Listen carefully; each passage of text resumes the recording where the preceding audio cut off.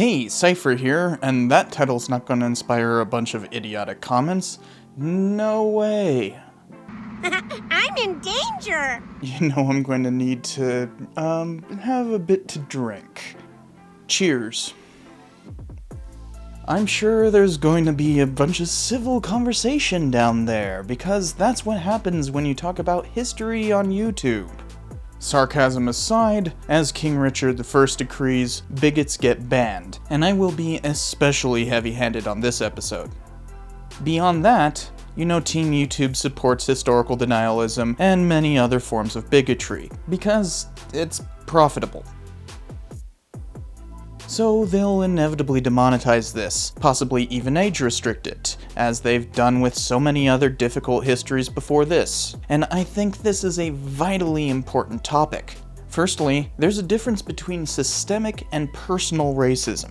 Too many people say X isn't racist because some person isn't racist, or that black people can't be racist towards whites. Both examples conflate personal and systemic racism. I'm talking about the latter form, as in racism built into the system. Many folks who wave the Confederate flag sincerely believe it is not racist, merely a regional identifier. It means everything to me. It's heritage, it's bloodline, it's respect. It's about North versus South. It's not about color or race. But the symbol itself is racist regardless of whether the person flying it is. See the difference? Individuals being racist and a societal structure being racist are two very different things. Our society is still riddled with the legacy of Jim Crow, and it takes looking at how that developed throughout the last century to understand why. No, I'm not here to propose solutions, but to explain the problem. Keep in mind though, systemic problems require systemic solutions.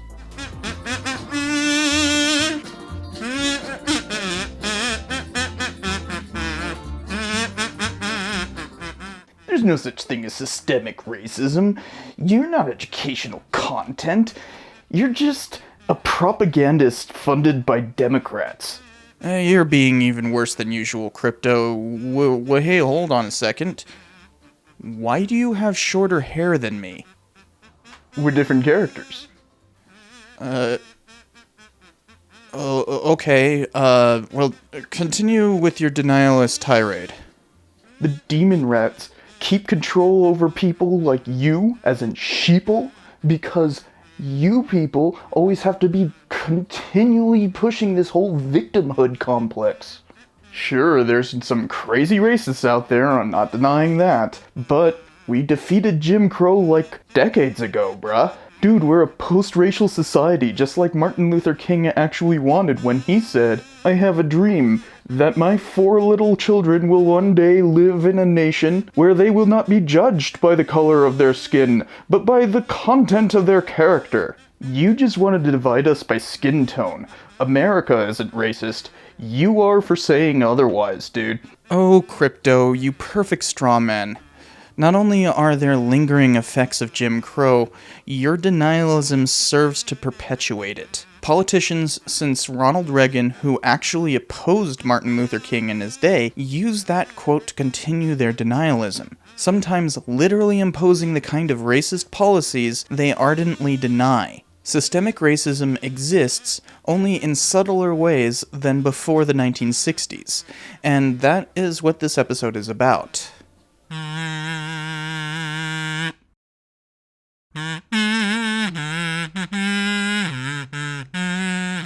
Of course systemic racism exists. American politicians try to maintain white supremacy. That is all they do. They rig the entire system to keep people of color in subservient positions. You can sit there in your armchair pontificating about the glories of past civil rights. My chair doesn't have arms, it's a drum stool. But for those who experience racism, they know nothing has ever changed. Police brutality, housing discrimination, and mass incarceration are just more of the same by a different name. Cheka, that's not really what it is. Close, but no cigar. First, anyone can experience racism, obviously. especially considering this platform's user base. You can find just about any form of bigotry imaginable here, including people who are personally racist against whites, even openly for the sake of correcting systemic racism. Saying that white people are evil is obviously quite racist. But more importantly, while there are certainly bad actors, systemic racism is the legacy of overt oppression, not the continuance of it. Cheka is dishonestly conflating the tyranny of Jim Crow and slavery with today. To pretend we haven't significantly progressed is to deny the very nature of US history. Ending those things were significant advancements worthy of praise, and no one should forget what it took to achieve them. From our bloodiest war to our most aspirational movement, and there are still many civil rights to achieve. But to pretend that the system is the same as it's always been is foolish to say the least. That kind of rhetoric is grievance-mongering, which only serves to misdirect outrage to easily debunked claims and destroy whatever goodwill a cause might have. But we must not discount the very real vestiges of those systems that remain in ours today.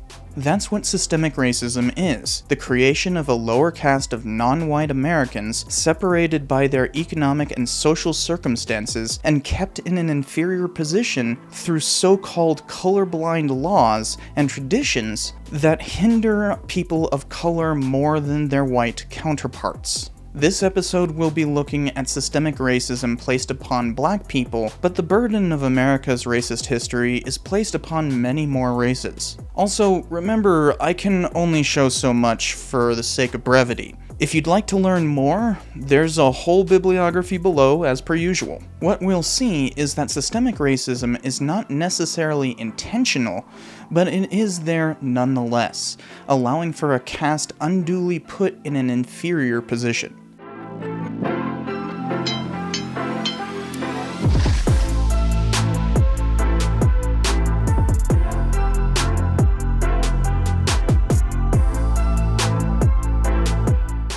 Jim Crow is dead, but it did not simply end in the 1960s. It was a system of segregation and disenfranchisement, both through de jure and de facto means. De jure may have ended, but de facto is a little more difficult to dislodge. That was only 60 years ago. Millions of people are still alive who can remember Jim Crow, and it has remnants. The Supreme Court made anti-miscegenation laws unconstitutional with Loving v. Virginia in 1967. Until that point, many states outlawed miscegenation, as in interracial relationships, especially marriage. Yet there remained a cultural taboo against interracial relationships, as in miscegenation. The first televised kiss between black and white people was a year later on Star Trek. A full-blown black and white relationship would not be depicted until 1975, with the Willis family in The Jeffersons. Yet tradition is a stubborn thing, and many people retain that color line by preference even today. Even in current-day media depictions, it's exceedingly rare to see white women in relationships with black men, due to the long-standing fears of black lasciviousness, and the recent acceptance of a conspiracy theory about miscegenation somehow replacing white people. It's hateful, but so mainstream, especially among conservative media, that our culture simply accepts that it's normal to have mostly black people hanging out with black people, and white people with our so-called own kind. We remain de facto culturally segregated, and worsen that rift with conspiracism like lies about the Great Replacement. The Supreme Court also ruled that segregated schools were unconstitutional with Brown v. Board of Education in 1954, thereby finally counteracting the 1896 decision Plessy v. Ferguson that said that races could be separate but equal, and it takes time to integrate. In 1969, the court was still ordering that all deliberate speed be used to integrate. This led to a national debate over whether busing kids to integrate was a form of tyranny in and of itself, which is ultimately what halted urban integration efforts. As late as 2007, the Supreme Court ruled that even certain forms of voluntary integration plans were unconstitutional, which has left schools in the US still extremely segregated as of 2021, leaving black children far more likely to be given a worse education than their white counterparts. Since schools are typically funded by property taxes, lower-income neighborhoods generate less money for public schools. With black ghettoization, which we'll get into in just a bit, this forces schools serving inner-city students to be more impoverished themselves, creating a feedback loop of destitution. Beyond that, many white parents facing integration chose to leave the public school system altogether. They formed private schools called segregation academies, often with government help, including getting granted tax-exempt status. That didn't end until 1976, but people have attempted to continue this private segregation anyways. Since religious schools are exempt, due to the First Amendment, they've used that loophole to create new segregation academies. President Reagan even tried to give back tax-exempt status. Others have used a modicum of integration to get back that status. The charter school system is built from these private schools, and they began specifically to continue segregation, which once again gives white children privileged access to better education, which is exactly what Brown v. Board of Education was trying to rule against. These were direct remnants of Jim Crow, but structural racism has many other factors. Perhaps the biggest economic effect is the way housing has relegated black people to lesser housing. This is a generational problem rooted in several laws and policies. You see, housing is a form of generational wealth. People inherit their parents' estates. It is the greatest determinant of poverty in the US, and blacks are disproportionately affected. Private covenants made white-only neighborhoods, which were often encouraged by state and local governments. Though they were ruled unconstitutional in 1948, it took 2 decades before Congress passed the Fair Housing Act to enforce that ruling. This meant huge amounts of houses were segregated, and it'll take many more years to correct, even now. Federal policy began its housing discrimination during the Great Depression. The National Housing Acts of 1934 and 37 created government-backed mortgages. Through these loans, they could encourage local policy, which often meant creating racial covenants. On top of that, they rated areas for worthiness of mortgages. Marked in red were the places least worthy of a home loan, making approval extremely difficult for people from those areas. These red-lined areas were overwhelmingly marked by race, leaving blacks in the inner cities unable to escape. This created a cycle of poverty, since black people couldn't get those government-backed mortgages like the rest of society. This continued into the housing boom following World War II, when Veterans Administration loans, or VA home loans, followed this red-lined model, limiting the benefits of black veterans and how much they could take advantage of the post-war economy. The GI Bill also disadvantaged blacks from college enrollment, shunting them to historically black schools, overstressed by the influx of students. Education is a key factor in financial ascendancy and stability, after all. Lower-income neighborhoods mean there's less funding for public K-12 education. That means matriculation to higher education gets shunted to historically black colleges, and they cannot bring back that wealth to their ghettoized communities. See this feedback loop of destitution? It's founded in racist policies, even when they're no longer explicit. Despite the golden age of capitalism, black people were largely left out of it, leaving an intergenerational gap. Even once redlining finally ceased to be enforced in the 1960s, the economic effects remain today, and banks still often reinforce these long-defunct policies, thereby keeping black people in a subservient economic class. As inner cities concentrated more and more black families due to redlining, white people left in droves, worsening the issue. As suburbs became more and more common, racial covenants often made huge swaths into all-white neighborhoods. The burbs were lovely escapes from the city, and with more black people moving into those cities, white flight to the suburbs continued apace. This left blacks ghettoized, unable to escape the inner city because of redlining, segregated by anti-miscegenation, and kept from the suburbs by racial covenants. Yet for even the black folks who managed to buy a house in the city, their troubles were not over. City officials saw these black neighborhoods as blighted. Ghettos became a target for improvement projects. As early as the Great Depression, master planners used eminent domain to dispossess black homeowners. For instance, Robert Moses redesigned New York with highways and parks from the 1930s and 50s. He prioritized cars rather than public transport, and it did rejuvenate the city, but at the cost of predominantly black neighborhoods. This process continues today as ghettos are targets of gentrification schemes, where big corporations buy up cheap real estate in order to create upscale shops and housing. Gentrification may help cities economically, but it further displaces blacks. Because of these deplorable conditions, a series of race riots happened in urban ghettos throughout the mid-1960s, mostly related to police brutality, beginning with Harlem in 1964. They were disenchanted with the failure of the civil rights movement to gain economic mobility. People felt helpless, so they lashed out. By 1967, there were riots nationwide in what was called the Long Hot Summer. The following year, nationwide riots erupted again because of the assassination of Martin Luther King. Though he had denounced rioting on numerous occasions, he'd also argued that it was a phenomenon to be understood with compassion. I think we've got to see that a riot is the language of the unheard. And what is it that America has failed to hear? It has failed to hear that the economic plight of the Negro poor has worsened. My hope is that it will be nonviolent. I would hope that we can avoid riots because riots are self-defeating and socially destructive.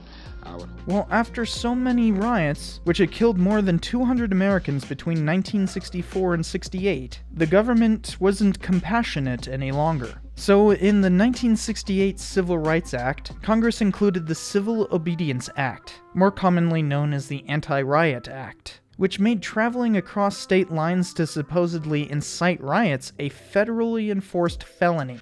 As though that wasn't targeted enough discrimination, President Nixon campaigned on law and order in 1968.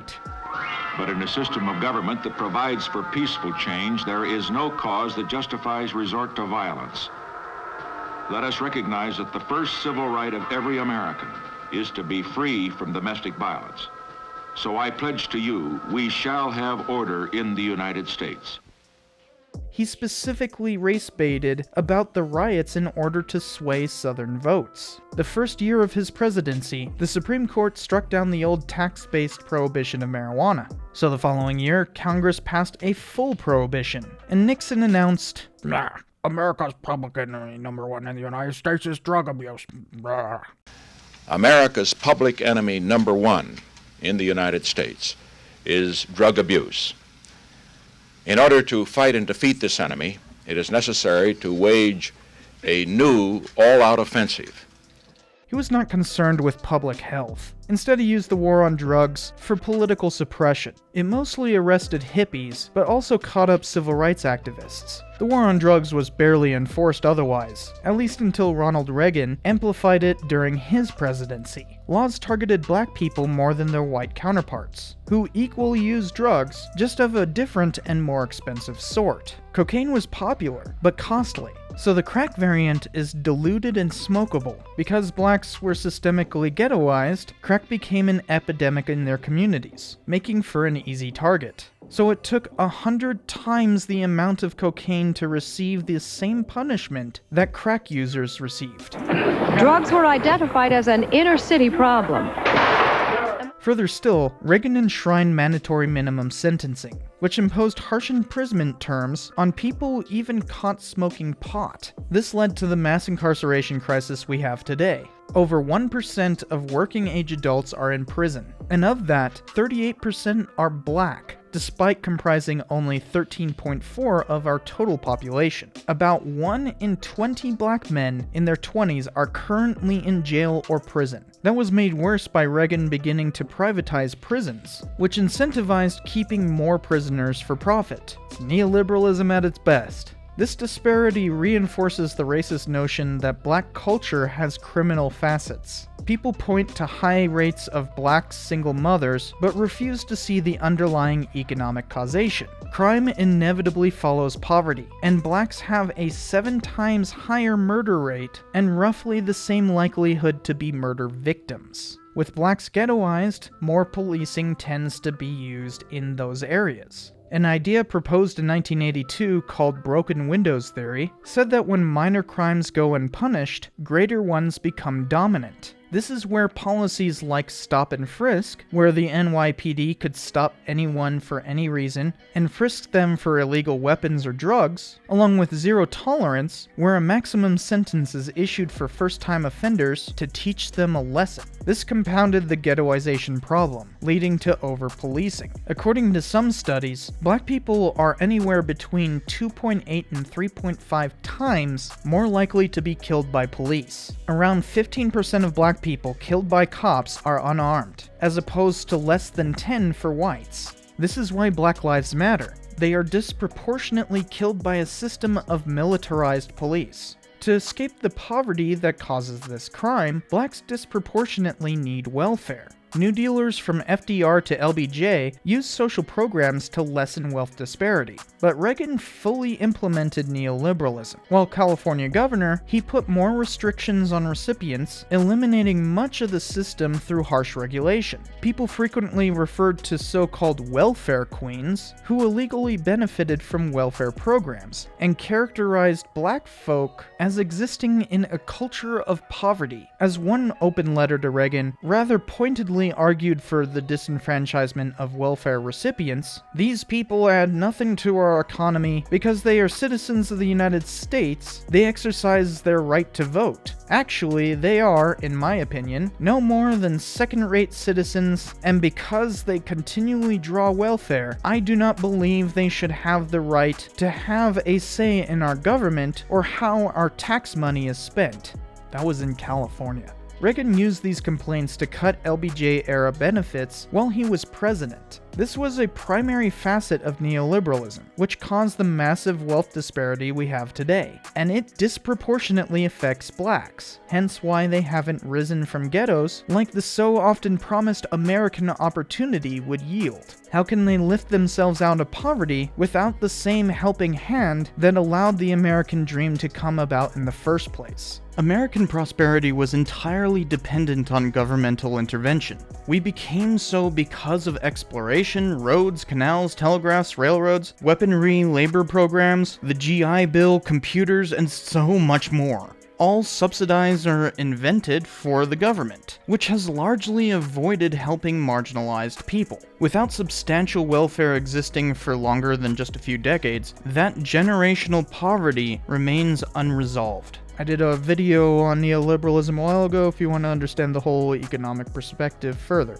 Suffice it to say, this stagnated wages, worsening the problem of systemic racism. During the Reagan administration, the US began another trend related to that concerned citizen's letter: voter suppression. Since the Voting Rights Act of 1965 eliminated Jim Crow disenfranchisement, a number of techniques have sought to limit black voting. Reagan actually fought against the reauthorization of that act in 1982. 3 years later, Jeff Sessions prosecuted 3 black community organizers for forging voter registrations. He couldn't prove the case, but this began a pattern of putting more restrictions on the franchise nonetheless. Frequent lies about voter fraud gave the stimulation necessary to limit people's ability to vote. Just like Jim Crow disenfranchisement, these laws are supposedly colorblind, but they nevertheless severely impact black voters. These techniques lower black voices in government, which is what began Jim Crow in the first place. First and foremost, there's gerrymandering. Electoral districts can be drawn to subtly favor particular political parties by either diluting a vote or strengthening a district.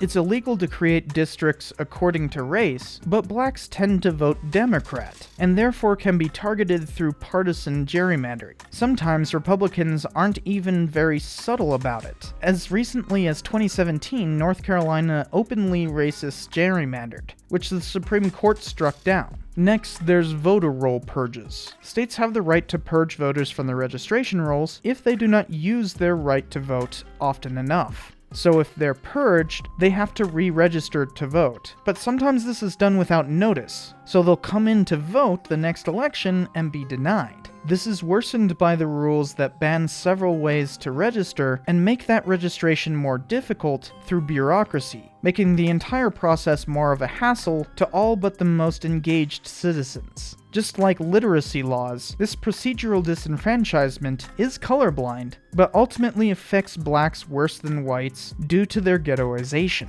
Especially problematic is the feedback loop of disenfranchisement from mass incarceration. Many states disenfranchise felons, seeing their crimes as bad enough to not warrant a say in the community. But even minor drug offenses can receive felony status. With such over-policing and disproportionate imprisonment, this predicament falls heavily on the black community. On top of that, there's voter ID laws. In many states, it is far more difficult for people in big cities to get IDs than elsewhere, due to limited access to Department of Motor Vehicle registration sites, the cost of registration, and labyrinthine paperwork requirements. Furthermore, there is no need for IDs when a voter is already registered. Some types of ID, such as bringing in bank statements, electric bills, or library cards, avoid this hindrance, but most voter ID laws merely seek to raise the difficulty of voting, so those forms are normally not allowed. And there's a bunch of small-scale forms of voter suppression, such as limiting polling places in urban areas, or restricting their resources in open times, which creates long lines and distant drives to cast a ballot. Georgia's recent bill is particularly onerous, for it does all of these things and more, including ending early voting on Sundays, which is when many black parishioners come together to vote, and it disallows people from distributing food and drink while they wait in long lines at the polls. Democrats have countered this by trying to expand the franchise wherever they hold power, but this problem was made immensely worse by the Supreme Court decision Shelby County v. Holder, which says that forcing some states to get federal preclearance to pass new voting laws is unconstitutional. This freed up many states to pass restrictions on the franchise. So as Carol Anderson says, when 31 states are vying to develop new and more ruthless ways to disenfranchise their population, and when the others are searching desperately for ways to bring millions of citizens into the electorate, we have created a nation where democracy is simultaneously atrophying and growing, depending solely on where one lives. But it is important to note that this isn't some devious plot to disenfranchise black people. It is Republicans grappling with their steady loss of popularity. But blacks' disenfranchisement is a side effect. Just as with all of these things, systemic racism isn't necessarily a pernicious attack on minority populations. It's a vestige of overt oppression, anti-miscegenation culture, private schools, redlining, white flight and ghettoization, the war on drugs, over-policing, and voter suppression are all parts of our system that discriminates against black people. And there's much more I simply don't have time to get into, such as the way abuses within the medical profession have created a distrust of doctors in black culture, or how anti-critical race theory legislation and all the culture war rhetoric about patriotism in the classroom that precedes it ultimately serves to forbid teaching about America's racist past, therefore creating a new prejudice and ability to deny oppression as victim culture, just like how the Lost Cause operated in the same way a century prior. In fact, this episode will have plenty of commenters denying the history presented here as being critical race theory BS. This is the sonorous war cry of a very angry frog. This is conversely related to the likely comments from leftists complaining about the terminology I'm using in order to inaccurately deflect, deny, or just plain stop this kind of dialogue. It's time to stop! It's time to stop, okay? Thereby masking their prejudice with supposed defense against it. Bigotry comes in many forms. Such comments show how systemic racism easily slips into personal racism. After all, to those with privilege, equality feels like oppression. Yes, both Cheka and Crypto are direct caricatures of this lunacy. We cannot escape the past so easily. Our system has these remnants that continue to negatively affect an entire underclass, alienating them from America by their race. That's what systemic racism is, and we need to recognize that this problem exists.